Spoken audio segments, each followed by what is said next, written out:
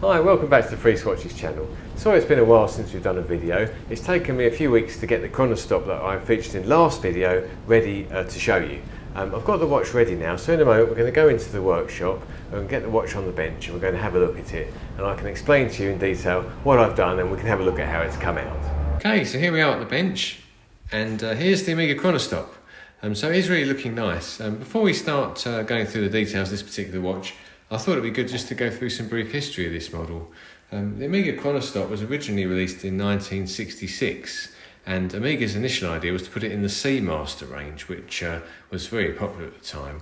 But they changed their mind and put it into the Geneva range in 67.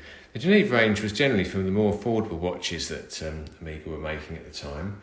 And they were marketed this watch towards young people. It was often marketed with quite colourful straps, and also they had various different dial colours. There was red and blue, so it was thought of as sort of a young person's chronograph watch.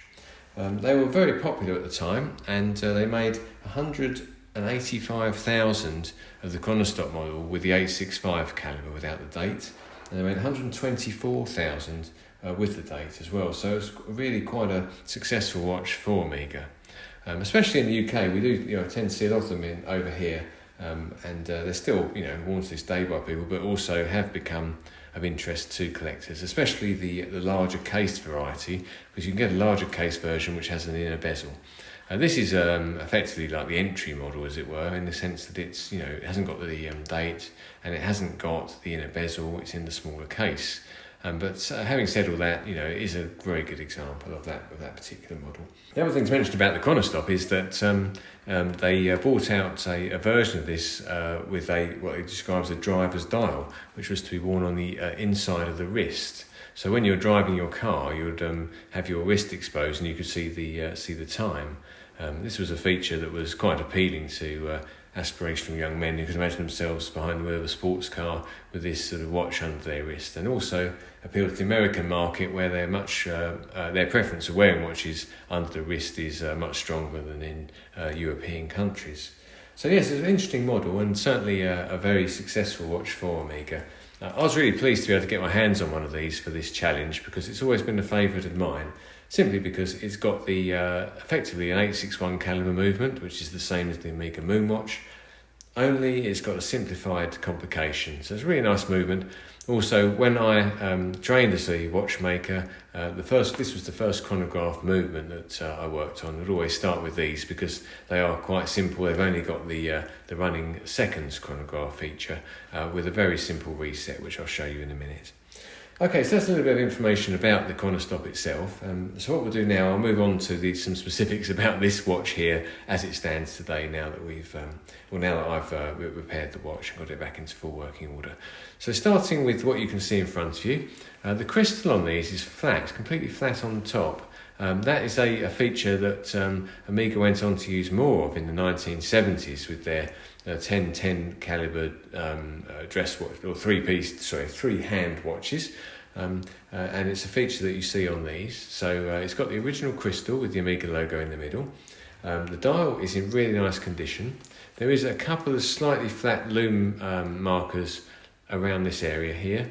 I had a look at that when I was repairing the watch to try and decide what to do, but I felt there was enough of the original material left to actually leave the dial in its existing state.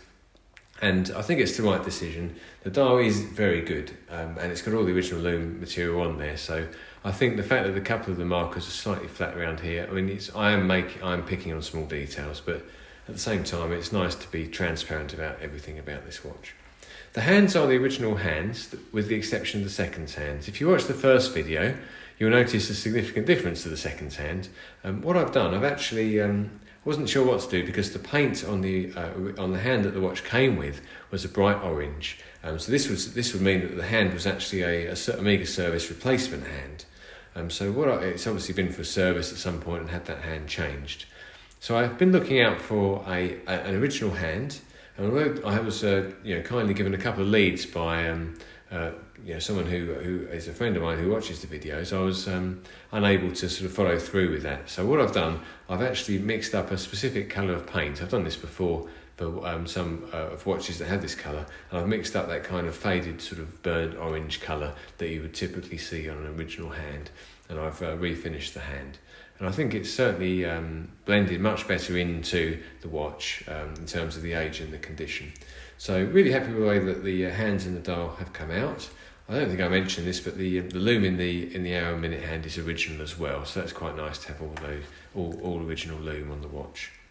The case is quite scratched. It's original and it hasn't been polished, so it does bear some scars, but they are sort of light scratches. There are no significant dings or big dents in the watch, and so for that reason I've left it alone. I consider it's a stainless steel sports watch, and I think in those terms it should be left original, as that is where we're going to retain the most value in the watch. Looking at the side of the case now, you can see the original crown and the original pusher. The pusher's got some marks on it and a couple of small dents, but it is the original one, so quite keen to keep that, and you'll be able to see the original finish on the side of the case as well. Okay, so here's the back of the watch. So as you'll see, there's no evidence of any polishing here.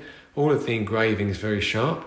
I've left it original. I haven't refinished the case back. I haven't grained this or anything, because I think, once again, it's fine as it is. It's a vintage watch, it's sort of 50 odd years old now, and as such I think it should show its age in the way that it does. There's nothing unattractive about the way it looks, and so that's all been left alone. You'll see I fitted it to this strap, this sort of rally style strap. I thought it was quite an appropriate strap, and I've also got a matching Amiga buckle as well. This is one of the reproduction buckles that you can get, but it's the right design for this, particularly this age of Amiga, and so I'm quite happy with that.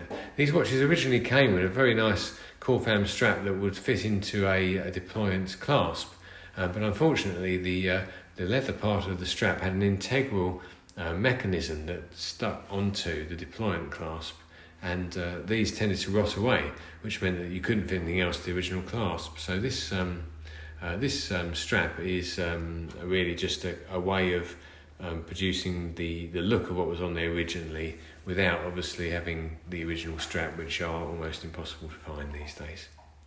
Okay, so here's the movement. So the 865 caliber movement has been fully serviced. It was in good condition and it was running quite well despite being drive oil, but as you'll see, it's in excellent condition. It does look really nice now, and this to me is probably the best thing about the Chronostop. The movement is really fantastic. It is effectively the same as an 861 caliber movement, only it's just got the simplified complication for the seconds hand, and as you can see from this shot here, it really is in great condition. You can see all the chronograph components on top are all looking really good. The screws are all sharp and shiny. It's great, and also after being through the service procedure, I was able to regulate the watch quite closely, so I was really pleased with the way that came out.